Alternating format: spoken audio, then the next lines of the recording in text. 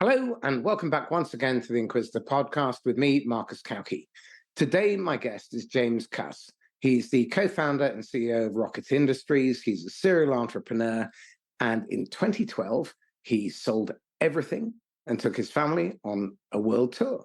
So we're going to explore his journey as an entrepreneur, his journey as a salesperson, the mistakes that he's made along the way. We're going to explore some frequently unasked questions and some regrets. We won't call them regrets, hard-earned lessons, and how it's affected his habits, his thinking. We're going to look at the difference between risking and sacrificing. And we're also going to explore some really daft decisions that we tend to make and how we come unstuck as a result. So without any further ado, James, welcome. Thank you, Marcus. It's a pleasure to be on Inquisitor podcast. It's not often the camera gets turned on me, so I'm a bit of a newbie to this, but no, I'm excited to get stuck in and have I'm sure, I know we're going to have a great conversation because, when we've met in the past, it's always been, great fun. Excellent. So relax. It's really easy being the patient. All you've got to do is just answer the questions. So give us a couple of minutes on your history because it is very interesting. So talk to us about that. Okay. Well, I'll tell you what, if I go right back, so I grew up in Sussex. My parents both worked for the airlines. So from a very young age, I spent a lot of time in Kenya growing up. And I first got into sales, actually. I know that it's kind of a topic of interest on your podcast, actually bartering for shells and fish, as a child. My father would be trying to buy an octopus and the guy would be eating it while Dad negotiated. And, the longer the negotiation took, the less octopus. So I think I hung out with the locals and I fell in love with this trading and bartering and everything else. So I think that was my first introduction to sales. I ended up actually spending about 7 years at art college. I had my work in the National Portrait Gallery. I did a degree in fine art photography. So I've always been quite creative. And actually, one of the most interesting or helpful things that I did at college was an art foundation where I looked at different subjects and lots of different angles. And actually, sales is quite like that as well. And it's adding value. I always liked creating beautiful art and actually watching people's reactions. I think I'm naturally reasonably good emotional intelligence. So I think being able to read people I was always interested in people. And when I did my photography, it was just studying people. So I think I've kind of taken that into my professional career. And then obviously in more recent years, in the last decade or so, I've started a number of companies, and that entrepreneurial creativity, but also adding value to the end customer is something I'm really passionate about. I have Rocket Industries, which is my main business. We work in finance. We provide learner finance for commercial training providers and help them grow. But I also run a podcast about visionaries, Rocket Pod, deconstructing how visionaries can take that idea and put it into reality. So it's been an interesting one. And I married a flight attendant and I got 3 beautiful teenage daughters. That's me. Excellent. So tell me about 2012. What was the journey leading up to it, first of all? Okay, so that was kind of my first kind of plunge into. So if I backtrack a bit, so pre-2012, I had a high paid sales job, and I kind of took the plunge and started One Group, which was a professional consulting firm. My business partner was Ivy League out of Dartmouth, and on paper it was brilliant, but we couldn't really make a decision together. And I was working around the clock trying to provide outsourced sales in this context, and we wrote grants and bits and pieces. But anyway, my wife was raising 3 young children at the time, and the impetus was the effort I was putting in was not translating into capital, and it was putting a lot of financial strain on our family. And I woke up one Sunday morning and my wife was very blue and very depressed, actually. And I looked at her and I had this idea. I said, why don't we just sell everything and travel around the world? It wasn't working. And this light came on in her eyes. That's the girl I married. So literally, I started unwinding everything, split the bank account in 2, and then started liquidating everything we owned. So we sold 95% of everything we owned, and then we hit the road. Our kids were 5, 7, 9 at the time. We homeschooled them for a year. We were off the grid for 18 months. It was really wonderful. I mean, it was challenging traveling as a family, but it was one of those things where my wife's parents had just been through a divorce, and it was just really, we just had to get out of a rut, basically, and that's what we did. So it was quite radical. We had to go and do something for ourselves, and we took, it's a pretty big risk, but in doing so, we met some great people. I sold my house without a real estate agent, and the appraisal came back 50,000 under what the mortgage had been approved for. I said to the guy, "Well, I'll write your mortgage for the difference," and he coughed and came up with the money. So anyway, it was a really interesting experience. And then we ended up in England. So I brought my family back here. I'm really curious about this question. If all you could do is to improve is subtract, what would you stop doing, outsource, or delegate? And I'm really curious what you let go of in that 12, 18 month away, and who you were underneath. What was left when you let go of all the baggage?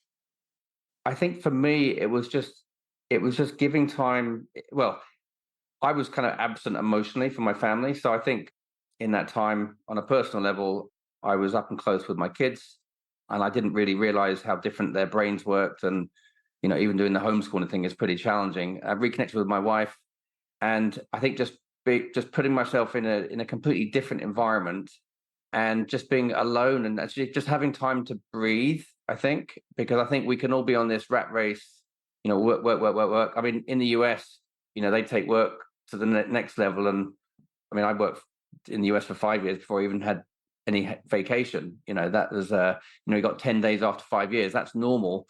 So I think for me, it was just having time to think and to read and to write and to kind of it's almost start again. So it was almost like a rebirth. Okay. So what was the clutter that you noticed that other people had when you came back that you had let go of? Okay. I think I'm getting to kind of figure out where I want to go with this. So I think one thing that was really clear is that, and everyone does it, and I do it a little bit to a certain extent now, but a lot of folks will put a lot of their security in the things that they have, in possessions, in bricks and mortar, a house or whatever, even though most people have mortgages and actually the bank owns their house. So it's a bit of an illusion. But I think cutting away the things that don't matter, and then you kind of come to the realization that the only thing that matters is your friends and your family. I mean, that's one big step, but that's a process. I mean, another thing, when I was away, I thought, holy shit, I've taken massive financial risk. And, I stopped drinking around the world. I wrote myself some goals and said, right, I'm going to get my shit together and not drink until I achieve these goals. So I think, again, it was just that self-awareness that it was actually the beginning of becoming more self-aware. So I think that was, if that helps answer your question. It's getting closer. So tell me this, how did what you valued shift? Because from what I'm hearing, it sounded like prior to this epiphany on that Sunday morning, your focus and your value, what you considered to be success, was extrinsic. And there was a shift, and your focus and locus of control became intrinsic. I'm really curious about what power that gave you and what agency that gave you. And I touched on it with, again, putting security into things and objects and possessions. I think that's a very external, it's almost like external validation. So I had the beautiful house. I had the 3-car garage. I had the full basement with the lathe. I had a beautiful wife and 3 children, but a lot of my, what it was external.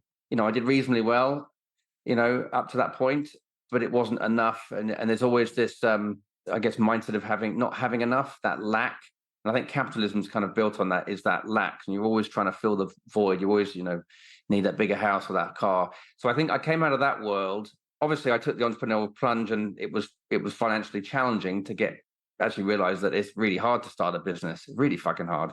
But I think, when we cashed out and hit the road, I think you're right. I think it was more about getting strength from within, which is the intrinsic piece you touched on. So I think that's ultimately where we all, I think to live a happy and fulfilling life, if you can be confident in yourself and the power that you have, and you touched on agency again, it makes you more interesting too, to be honest. I mean, like, life can be a bit of like fucking boring, a bit of Groundhog Day. And sometimes we need to change our environments. And I'm not suggesting that anyone does something as radical as I did, but I needed to do that to get out of Dodge, right? So we got out of Dodge and completely turned out, and it was a completely different focus. Well, again, I think you've taken it to an extreme, but one of the things that I teach my clients is that we need to reflect deeply. And if we don't spend time in deep reflection, then chances are we will tend to fall into patterns and traps that certainly don't serve us in the long run. And then when we find ourselves caught in that rat race and we're burning out, we numb. And you numb through, in my case, often it was food, it could be drugs, alcohol, it could be sex, thrill seeking, getting into fights, whatever it is that you do to try and alter your state so that you can feel something. But typically what you're doing is you're numbing that feeling. And when you numb that feeling in one part of your life, you numb it in others. Then there's that ripple effect. And you start to see this burnout going through a person's life where they assign so much worth and value to the extrinsic, to being recognized, to how other people see them as being significant, getting likes on Facebook or whatever, getting their content seen, being noticed, the material trappings. And then in that pursuit, they then start to underemphasize and pay less attention and be less present in the relationships that matter the most. And then they become more and more isolated, they become defensive, and I'm speaking from bitter personal experience here. And then you blame everyone and everything else instead of taking a fucking good look in the mirror and saying, well, what am I missing? What have I got wrong? Who is paying the negative price so I can get my ego rubbed, so I can pursue my obsession? Is that a price worth paying? And it's only when you start asking those type of questions that you start to develop real self-awareness. Because self-awareness is understanding not only how you respond to circumstance and other people, but the effect you have on them. And you can't sell, you can't lead or manage without that level of empathy. And I think part of the problem that we see in sales is that there's an overemphasis on technique, on data, on revenue. There are four underpinning pillars or points of the pyramid. There's listening, but it needs to be deep listening, not this sham active listening. There needs to be real quality questioning that provokes insight, that causes people to think differently, opens their mind to new possibilities. Mm-hmm. Then emotional intelligence, so being able to read the room, and business acumen. And the problem is, if you don't have all four, then odds are you're going to overemphasize the thing that you're most comfortable with. And most people, it's technique, it's the playbook, it's the data, it's the automation. And that's not why people buy. So I'm curious how different you are, having had that deep reflective experience, to today compared with the man you were before. I've had a complete paradigm shift in the sense that I am much more self-aware. If I'm triggered in a negative way by somebody else, I realize that I've actually got the problem. Whereas in the past, I might point fingers at them. I was only following orders is still a choice. You still pulled the trigger. Yes.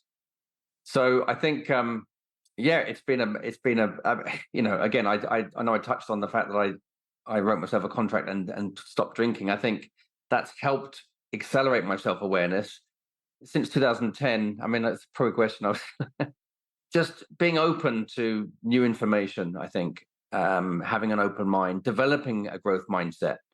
I think we're all on a journey. You can't expect to have everything immediately. I think we live in that instant gratification world. I think anything worth having takes grit and determination and creativity and agency. But we obviously get, hopefully get better at what we do. I think it's realizing how much I didn't know before. So that ignorance piece. I mean, I always used to say ignorance is bliss, and I was, to be honest, yes, it is, but it's a bit crass. I think, Well, I think ignorance is forgivable. Willful ignorance is not. right. Once you know, then you have no excuse. Then it's a decision and it's a matter of priorities and values. And I think far too often we allow expediency or short term pressure to be the whipping boy for our bad decisions. And so often, I mean, this is my fifth recession.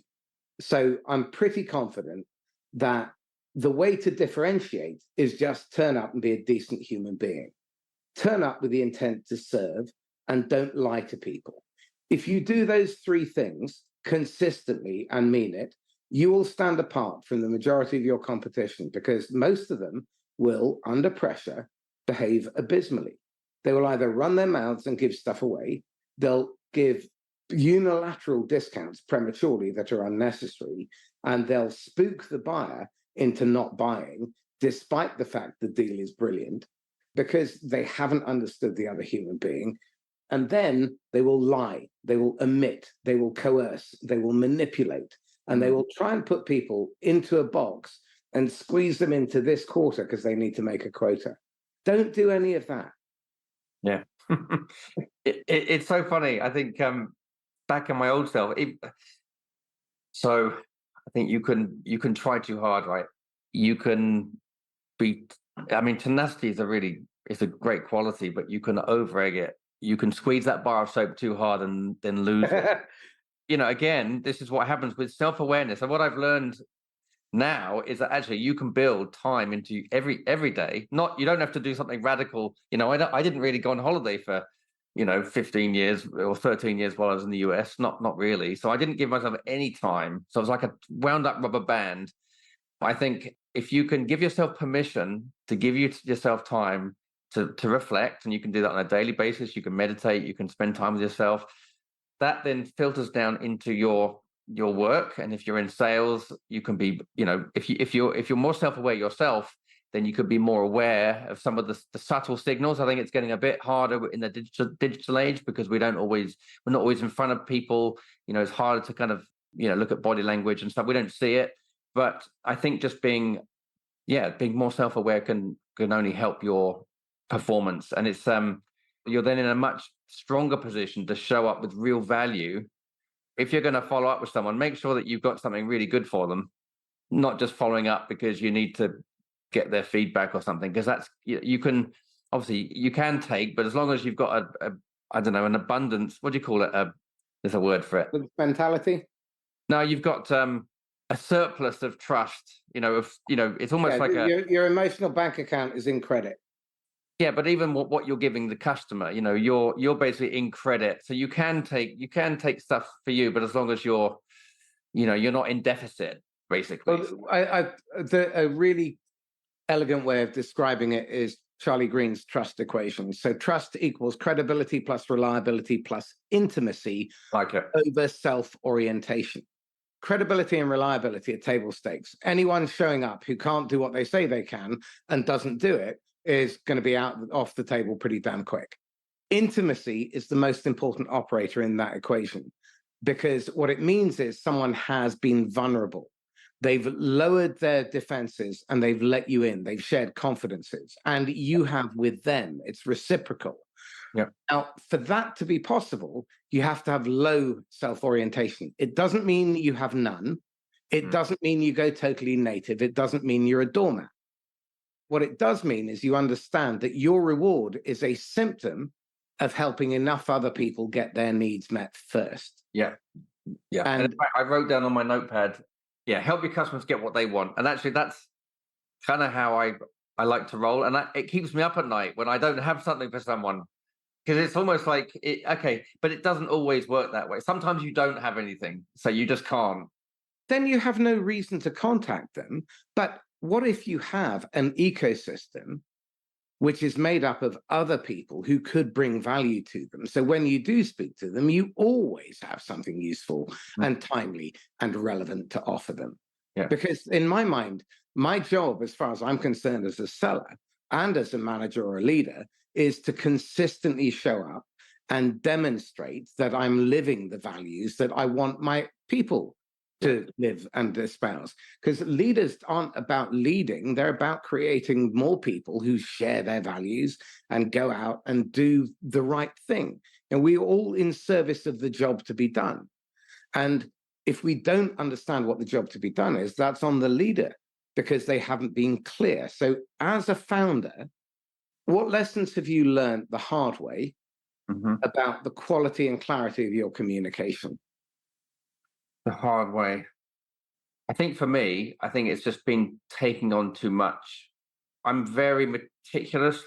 Well, when I do something, I like to give 110% of my energy into communicating something, whether it's an email or even a voicemail. I'll delete 4 voicemails before actually leaving one that actually is good. And maybe that's a weakness, but anyway, I'm very meticulous. So, and I think it's probably on the perfectionism thing, which is probably more of a negative of how I was raised, and just some of my own internal demons, maybe of everything having to be perfect. So I think for me, if I'm not able to deliver that just succinct communication, if I spread myself too thin, then I've got less. So I think when I've run teams, I've taken on too much. And I'll give an example. In 2021, I started a business called Som Group with a Somalian who actually grew up in the UK. But we were starting an electrical training college in Somalia while I was doing my startup. It's like the worst. And I did fly to Somalia and I went and did lots of stuff. I know it's not related, but again, it's just, for me, it's keeping things simple. Obviously, I'm on all the platforms. I Slack is a great tool, WhatsApp. But I just think for me, it's just making sure that in the last few years, and again, it's a lesson learned, and it is related to communication. It's almost like knowing that 20% of your input is going to be 80% of the value, and just prioritizing. If there's gold, then don't dig over. So, my business partner's always saying to me, James, what the fuck are you doing? There's gold. We've got gold here. What are you digging over there for? We found a gold seam. So I think it's just prioritization. So that's my new thing. If you're really focused on what really moves the needle, then your communication is going to be sharp. You're going to show up with the right thing for your customers, and everything kind of goes from there. So I think, yeah, and again, apologies, team, if you're listening to this in the past. James is MIA. He's absent. He's in Africa. Yeah, so I don't know whether that helps to answer the question, but I think, just know just focus. I think I've just heard you say, focus on what matters most. Say no to everything else. You said that, yeah, a lot more succinctly than I did. Okay, prioritize. Find the things that give you energy and delegate, outsource, or stop doing the things that don't, things that drain you. Yes. Focus on your strengths, because those are your development areas, and surround yourself with people whose strengths make your weaknesses irrelevant. Have clarity in terms of what is to be achieved, and trust your people to be able to achieve those outcomes, but make sure you don't abdicate responsibility. And so this requires clear communication, clear permission in terms of what the rules are for them to be able to make the decision, so you can delegate with trust, and then concentrate on high value activities instead of low value activities. Yeah. Is that a fair summary? No, I think it's the first time. I think the only thing I'd add would be that sometimes doing something fun or something that's kind of a nice little distraction. I mean, for me, my personality, I will get a lot of energy from that, and then I'll put it into the real work. So I can take this thing and then put it into that thing, and I kind of operate like that. And So you get momentum. Define success as you believe it is. Yeah. So I think you need to really, show up as your authentic self. And if something does interest you, then it doesn't mean to say you can't do it, but just know that if you do that, you can't necessarily do this. And I think what I've learned, I would fire faster. When you have an underperformer, everyone knows on the team that they're an underperformer. And actually the CEO or the founder is normally, well, with small teams, obviously the founder's kind of really plugged in, but even that quite often be the last person to find out, because if you are delegating, I'm sometimes a bit of a people pleaser. So I've had people hang around that I haven't been performing. So I think my new self is just fire them. It's better for the team, it's better for them, and it's better for you. So I'm not going to disagree with you outright. My question is, how did we get to that point, and when did the problem begin? Because more often than not, if we look upstream, it's in the recruitment, it's in the hiring, it's in the onboarding. We set people up to fail. We hire and then we abdicate responsibility. So again, I think one of the big mistakes that I've seen many founders make, and God knows we've all done it, is we hire too soon. We hire sales too soon. We start a partner program before we're ready to be a good partner. We promote someone into management because they were a good producer, not because they're a good manager. And the role of an individual contributor is about being a good, selfish individual contributor, whereas the role of a manager is about getting everyone over the line. The top individual contributors are more collegiate and team players, but they are ruthless with their time. I remember working with my first AE, Graham Woff. He wasn't the easiest person to work with, but I've never seen anyone sell like him. I remember going into the CTO of Ace, an insurance company, and he walked out with £1 million order in 15 minutes. It was genius. I've never seen anything like it. I mean, the order wasn't booked there and then, but the decision was made there. Nice. And then it was a matter of project managing it, so he didn't drop the ball. He also won a $5 million deal and upsold it to 100 million in a year. Now, that is masterful. Yes. Because that's understanding human beings. I think knowing who your audience is, I think, how do they, what information do they need to make a decision? I think not everyone's equal. I think my favorite customers are people that are quite entrepreneurial and just will go on their gut. And actually that's it's just finding those people. So maybe that's how I did it, in my sales career, just having a good read of people. But obviously the bigger organizations, there's lots of different steps and processes and structures, and you've got to be respectful of that. But getting through the decision maker and getting them to give you a bit of time is often all you need. But that sounds like an amazing individual. Well, the challenge, I think, is that many people have a really skewed definition of success. My favorite is the definition that Silke Ahrens gave. She's a client of mine. She runs the channel for HubSpot for EMEA, and she's got 2 young toddlers, so 6 and 3. And she does that job successfully most days in 8 hours a day.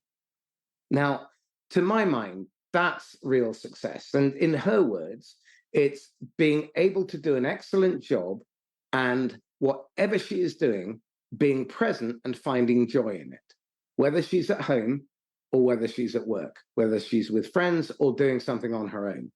And that, to me, is the success that I aspire to. That's the success that my clients aspire to. But the extrinsic stuff, it's a trap. And I'm really curious about that descent. When you looked around and you realized, first of all, where you were, but also you looked around the people around you that you were competing with, that you were friends with, that were your social circle, what were the triggers, the indicators of the self-destruct button being pressed? What, self-destruct with me or with them? With you, and also when you look around, other founders, other sellers that are into the grind. They're all about working harder rather than sitting back and thinking deeply. I think I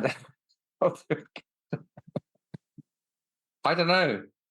What did you envy in 2010 of other people that you now have, and now you understand why you envied it? I don't think I ever envy. I think for me it was about putting a lot of pressure on myself. I know I wanted something different, so I was just burned out with just with the going through the motions. Just I think at the time before I actually took my jump to starting One Group, I worked for an air charter business, and it was a global business, and I tried to implement a global CRM. Because I just saw money on the table, but it was a very distrustful organization. It was very competitive, and the sales culture was very much you basically, if you screw someone else over on on another team, that's okay. And the CEO, I don't know how he did it, but he built a very successful business, but it was incredibly toxic sales environment. And my plan didn't work because I just thought, well, surely everyone wants to share information. And, if the Dubai office is doing this and the London office is doing that, surely they'd want to know that they could actually get a bigger contract if they kind of communicated. But nobody wanted to share their black books. And, I did have some, well, in fact, I closed a $2.8 million deal on a cold call.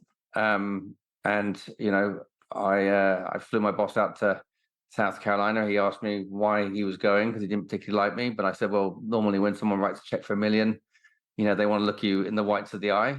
But I kind of winged it because I didn't know for sure. But it was looking good. And and I closed the deal in the meeting.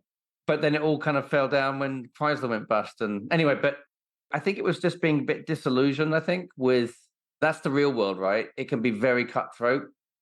I wasn't able to, really thrive. So a lot of the skills I have, it just wasn't, I set my targets. I blew my targets up to, I think at the time it was like 10 million. But when Chrysler pulled funding from one of my contractors, they fired me because I didn't hit targets that I set for myself. So it was kind of, that was a tough one. So but it was the best thing that ever happened because, I kind of did the entrepreneurial thing. So, I'd probably still be there. So, it's What one of those things. lessons have you learned as a leader from that experience that you've applied in subsequent businesses? I think if you've got values, I think it's building your own. For me, it's actually starting a business that you can kind of create a culture or an environment that you want to be a part of. And I've since kind of come to the realization that, every entrepreneur has the responsibility to leave the world in a better place. And I know there's a lot of that around, quite altruistic, but I can actually do amazing things with my work. And I think for me, it's just, sometimes you just don't belong in certain companies or certain environments. And if you really can't if you're kind of a bit of a misfit like I am, just start your own thing and then, as long as you can show up as your authentic self, then you're going to attract the right people into your life. And, I'm surrounded by some amazing people that I'd never have met if I had kept working for the man. So everyone's journey is different, but I think, you're good, and it's almost like, well, you can build something amazing if you just, take a bit of risk and, and kind of follow your heart, really. So tell me this, what were the lessons that you learned from your first enterprise as an entrepreneur that then resulted in you not repeating the same terrible mistakes? Okay, so I would say I used to be very impressed with titles, and I used to be very impressed with, education and CVs, basically. And I put a lot of faith into people that had those stellar qualifications. The first experience I had, I worked for a company in Boston on Beacon Hill. I worked for a billionaire, and I was the first person they hired that didn't have an MBA, and they were all Ivy League. But I was really excited to go to work for a company that had all these Harvard MBAs and masters from MIT. And I got there and I realized that I was just as smart as they were, but I didn't have the same degree of qualifications. And then later in life, I realized that, my business partner, he was great. He's a nice person, but we just, I put too much emphasis on his credentials, and resulted in we weren't aligned and we didn't share values. So it didn't work. Again, it's like this, in awe of people that it's almost like, show me what you can do, it's kind of interesting. I think you realize that titles don't mean anything. Yep.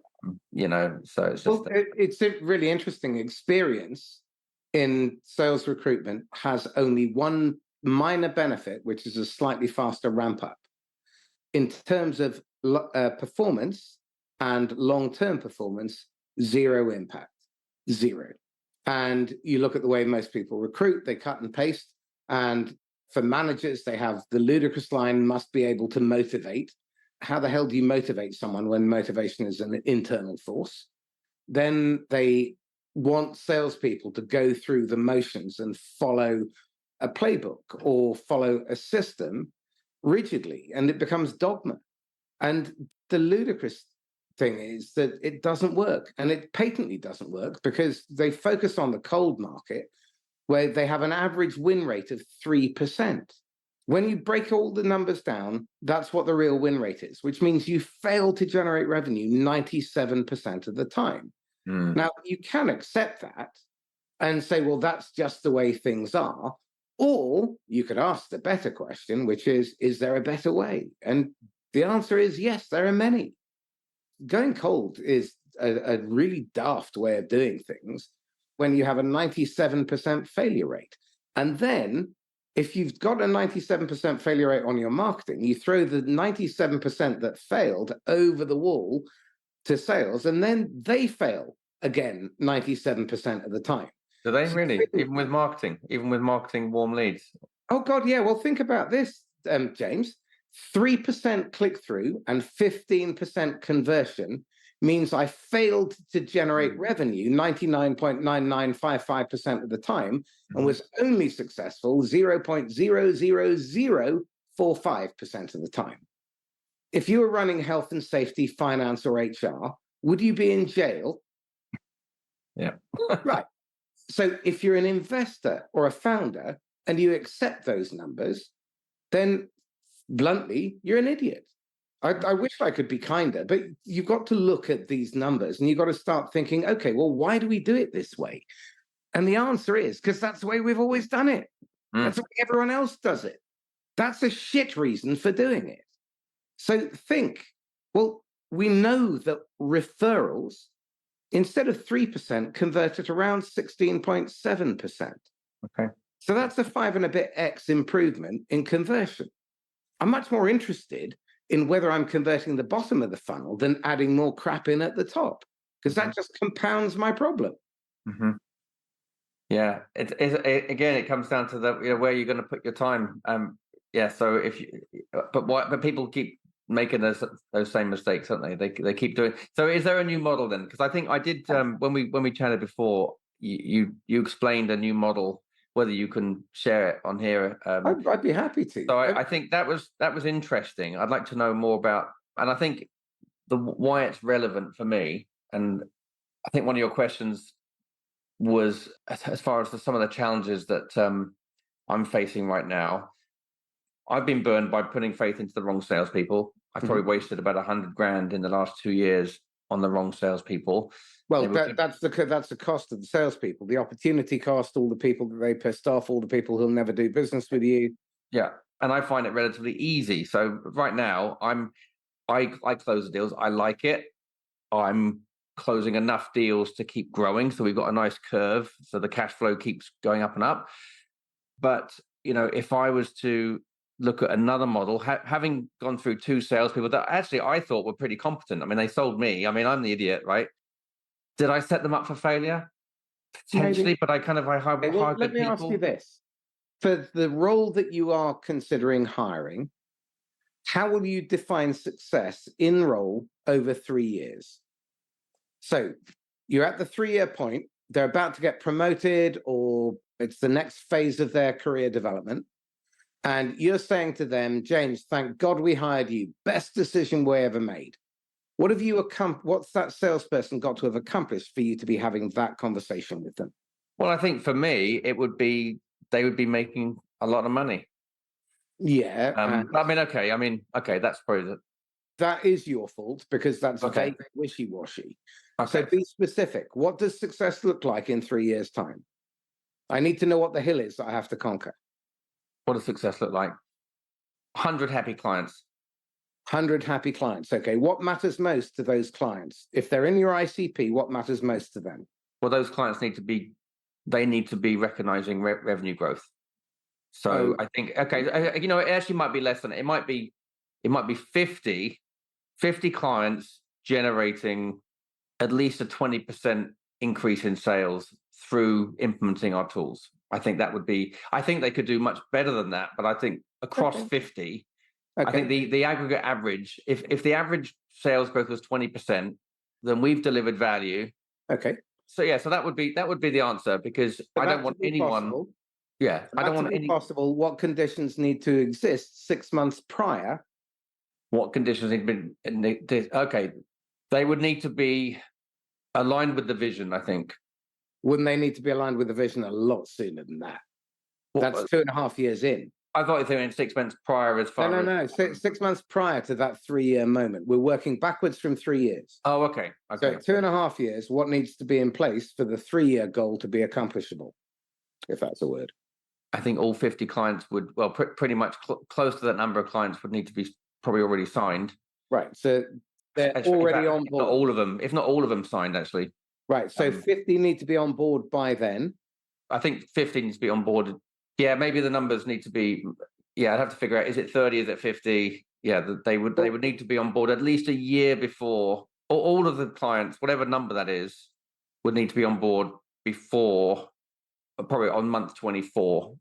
So again, it'd have to be realistic. So yeah, because I've obviously worked in sales organizations where the target's too high and people get disheartened and stuff. So there will be a number. And all that shit. None of that. What's required is a bit of thought. If you reverse engineer success and you work backwards in 6 months, what do they need to know? By when do they need to know it? Where can they find it? What resources do they need? What budget will they need? Yeah. Who will need to do that work? Will it be them, or will it be other people in the organization? How do we set them up to succeed? What resources do they need? What technology do they need? What data do they need? What work are they going to do? What can they say no to? So again, does this help me achieve my objective? If it doesn't, I have permission from the highest person in the company to say no to it, even if it's to them. If they want me to turn up to a meeting and I can't see any value in how it's going to help my customer move their understanding forward, then I'm not turning up to that meeting, no matter how much you want me to. Yeah. And I have the right to do that because I run my book of business. So you work backwards in stages, but the key is to understand what is the job to be done that we are all serving, and how does this role serve that job, and what do they have to do on a daily, weekly, monthly, quarterly basis in order to execute it. So once you've done that backward planning, then what I do is I take a blank sheet of paper and I say, okay, James, if you were in this role, what are the things that you need to do on a daily, weekly, or monthly basis without fail, without anyone having to put a boot on your neck in order to get you to do it? What are the things that you need to do repeatedly, habitually, and well for you to be successful in this role? Okay. Now, more often than not, people start with the tediously dull derivative shit that is of no value. Okay. So must be able to make cold calls. Why? Must be able to use Excel or Salesforce or whatever. Why? Okay. If I can't find a good reason for it, it's not going into the job description, because I want to attract someone who is already successful and has no reason to move. I want to enlist the right kind of person, which means that I'm going to have to sift through a lot of frogs to get my prince. So on average, A players in tech sales come around roughly 1 in 200, which means that on average, you're going to have to interview around 200 people to find one A player and somewhere between 6 and a dozen good B players who have A potential. Now, do I want to hire an A player? Probably not, because I need to leave them room for growth. Okay. So what's the raw material that I cannot hire, that I cannot train, that I need to have at the start? So these are values. What values do we share? Okay. What are the habits that they need to be successful? What are their cognitive abilities? What are their abilities to adapt? What are the kind of questions that they will face in this role? And what parallels will they have had to answer or ask the same sort of questions? It could be being a mum. Yeah. Returning mothers are often fantastic hires. Yeah. Because they don't have any time to fuck around and waste. Yeah. And they know how to say no. Yeah. So again, you've got to think differently, but you've got to think about, how is this person going to succeed in the job? Yeah. What do I have to do to create the conditions to make that a certainty? It's kind of fun actually, because that is a blind spot you've just revealed, right? So I've in my sales career, I was very much an independent contributor. Mhm. I have managed sales teams at different levels of success, but I think it's that talent versus. It's like, if I was to deconstruct what I do, I mean, I've always focused on just getting the next deal. So and then not worry, and then just getting the next deal, and that lights me up. But that isn't probably good enough when it comes to, maybe, well, hiring the right person, number one, giving them the tools that they need to be successful, and then incentivizing that they want to stay for the long haul and not take the black book when they leave.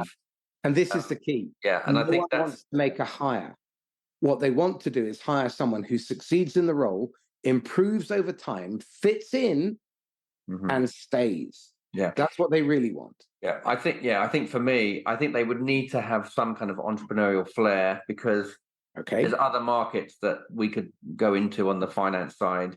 So for It's that like to they be learn, possible, yeah, they earn their stripes. what are the rules that you have to put in place so that you can delegate decision making to them so that they don't have to come to you and you become a bottleneck? Yeah. Well, no, I do not want to manage. But again, but like you said, maybe I don't need the A player. Right. I'd like to lead, but yeah, it's interesting because my business partner Guy, who he comes out of a banking background, he doesn't want to have lots of employees. We want to use introducers and contractors and stuff, and we have actually been reasonably successful. They don't cost us anything. They bring us opportunities. They get a rev share, and actually that new model is really exciting and it's working. It's working actually. Well, you don't necessarily have to manage that. They just bring you opportunities. So it's like Yeah. scaling that. But I'm still open to But other models. that's a great start. My challenge to you is, how do you systematize that so that not only do they bring you business because of the revenue share, but by bringing you in, they get to sell more of what they already want to sell more of. Because if I can help you 5x your sales, you don't give a flying fuck about my commission. No, I don't. No, I don't. Now, what's more, anytime there is an opportunity to bring me in and you think it's going to 5x your sales, you'll bring me in. I'm not going to have to push. So this is where reflection comes in. This is why we've got to spend time in deep thought. We've got to think. I'm always minded of that wonderful A.A. Milne cartoon of Edward Bear being dragged by his leg down the stairs by Christopher Robin. And his head goes bumpety, bumpety, bump. And Edward Bear thinks to himself, is there a better way? There is, inevitably. But the problem is, if you don't stop and think, if you don't pause to reflect, then you'll just get on the hamster wheel and you end up in that burnout and you're numbing all the time. The reality is, it doesn't have to be that hard. I mean, if you look at the best sales that you've ever done, James, were they ones where you complicated things? Did you clear the path? Did you think ahead? Were you asking thought-provoking questions that caused your buyer to open their eyes to new possibilities and they saw you as an ally? Or were you trying to transact and push them over the line? No, I think it's just effortless, isn't it? Yeah. You So it should be. I mean, I've sold software to brain surgeons, and I had to sell the wives in that situation because you have 12 partners and you had to get a majority. So I had to sell 6 partners and their wives. In fact, the wives, if they invested in this, they couldn't buy a Hummer. This was in the US, and it was literally I was convincing the wife that could she hold off on a Hummer for a few months, because their husband was going to make more money, so she could buy 2 Hummers. But again, it's just being that aware that it's not just who are the players. But I think, but yeah, how do you teach that? That's the thing. You can't. It's like you need to find someone that has that. James. No, you're wrong. You didn't pop out of your mother's womb able to do this. You learned it. It was an acquired skill. Yeah. Yes, some people have a propensity, but the really important thing is the willingness. If someone is willing to learn and is willing to humble themselves by going out and trying to find people who prove them wrong, go out and find what they're missing. That's the big difference between the top 4% and everyone else, because they are not afraid of being wrong. They're not afraid of challenging. The big problem that we've got is that so often we're wasting enormous amounts of energy trying to convince people instead of working out what matters most to them and then finding a way to give it to them so there is no resistance. It's not the what, it's the why. It's selling them on the why. Well, everyone has maybe I'm not explaining it right. Well, but yeah, you've got to find what they buy want. for their reasons. They don't buy for yours. And you have to find their motivation for change. Because all of us sell only one thing. Whether we're selling or we're in management or leadership, we sell change. And people don't fear change. They fear the uncertainty that comes with it. There's a meta-study of 330 studies of mankind's greatest fear. And it was the future, because with it comes uncertainty. I mean, James, think about this. If you look ahead over the next 5 to 8 years, okay, and you look at the conditions of the global economy and even how that's going to affect you, what are you doing to prepare for what's to come? There's a lot of uncertainty out there. Yeah, I mean, I have this conversation with my business partner. Again, it's all we can control is what we do. Exactly. Not getting too distracted. Like you said, you've gone through 5 recessions. I can't stand rut stories and excuses. There is a way, but it's almost like as long as you show up, add value, put the other person's needs before your own. Yeah, and just being smart about where you prioritize your time. And the one other thing I would add is practice, prepare, show up, do your research, and stop faffing around trying to be in haste because it hurts your speed. Slow down, take the time to think, what's the minimum amount of effort required in order to achieve this outcome? How can I enlist others to contribute to that so that their strengths make this outcome better for everybody? And where is the common ground that I can build bridges? But the key is practice, because like you said, it's you learn by doing. Now, you don't want to practice in front of your customers, ideally. And this is where rehearsal, role play, and this is where management really comes in. And one of the things that baffles me is where managers say, oh, I don't have time to coach. Of course you don't have time to coach because you're not coaching. The paradox is the more time you spend developing your people and equipping them to be able to make decisions, delegating responsibility, enabling them to make decisions quickly with limited information, knowing that they're not going to be punished if it goes wrong, so long as they've followed the guidelines, you can free up enormous amounts of your time. And if you're an entrepreneur, you don't want to be doing £10 or £100 an hour jobs. You want to be doing £1,000, £10,000 an hour jobs. And you want to delegate and outsource those other things. So, I'm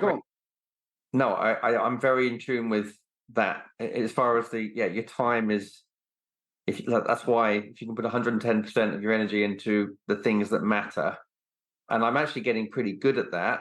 And I do have VAs, and I've outsourced my time so I can focus on the high value stuff.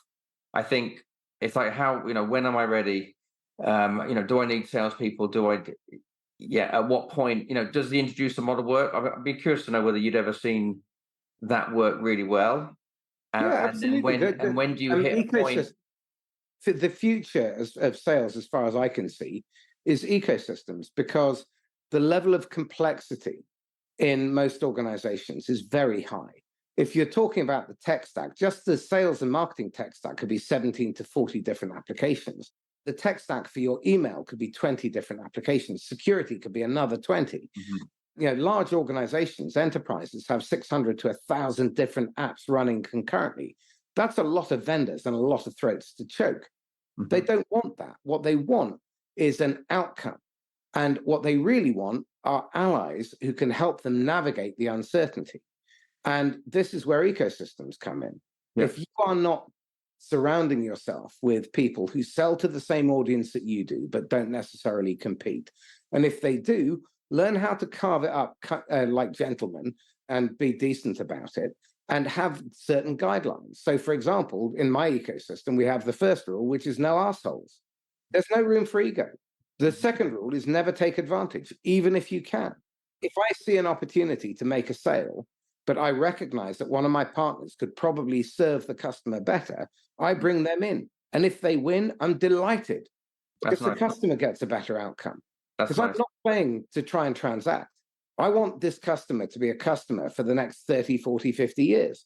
I want to be selling to their children, their grandchildren, and my kids to be selling to them too.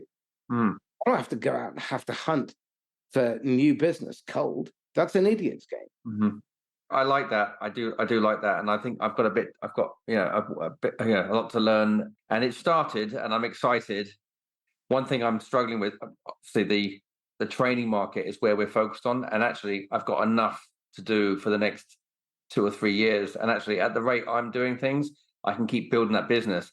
But there's other markets like healthcare and home improvement where I would do a JV tomorrow and actually show them how to do it in those markets, and they can own those markets. And that might be a conversation that we can talk about, because if I get the right partner, it's like, we know how to do it. We've got the lending relationships, it's and then, is there a bit of, hygiene money to kind of get it started, put someone on payroll for, a number of months until they can actually self-sustain. You get someone good, and that's a really nice, opportunity. So it's almost like, but is that distracting? It'd be distracting for me to do that, but it's almost like getting the right partner, and it might be the right salesperson. I mean, I've tried. There's a couple of really A players that I'm trying to get them to run those divisions. But again, have you thought of looking at partner salespeople instead? Partner salespeople. Yeah. What Someone who knows how to build partnerships, someone who's good at creating cooperation, who understands how to play the long game. Because it strikes me that you're very good at the transactional stuff. And for the time being, you're going to carry on doing that because you are a perfectionist. You're a bit of a control freak, and you probably don't want to let go quite yet. And if you can get someone who can work that medium and long-term pipeline and really start building the introducer base, then they can wheel you in when they need the top gun. But meanwhile, what you're doing is you're building a really solid base, and partners are worth 100 customers. That's an interesting one. I hadn't actually given any thought, because I think the biggest fear that we've had, a salesperson, you pay them a good chunk, they don't work, they leave, and they take the database with them. And I mean, I've done that myself. I mean, not in a bad way, but it's like you build relationships, you build friends with people. So I think the partner route, they're building relationships with introducers. It's probably a safer bet, maybe. I think maybe I could convince my business partner to say yes to that. Who's my polar opposite, by the way. He's very structured. He's part of Mensa. He's a quant guy. He's brilliant. He's absolutely brilliant.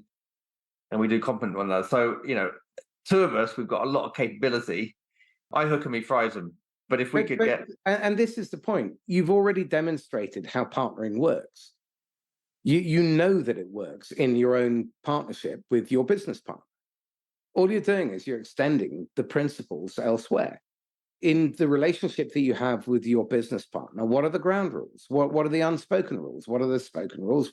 How clear are you in your communication? Is it high challenge, high support? Or do you withhold information? Of course you fucking don't. Partners fight. Yeah. The good thing about partnering is we're not afraid of conflict if it's constructive. We're working towards common purpose. That's the great thing.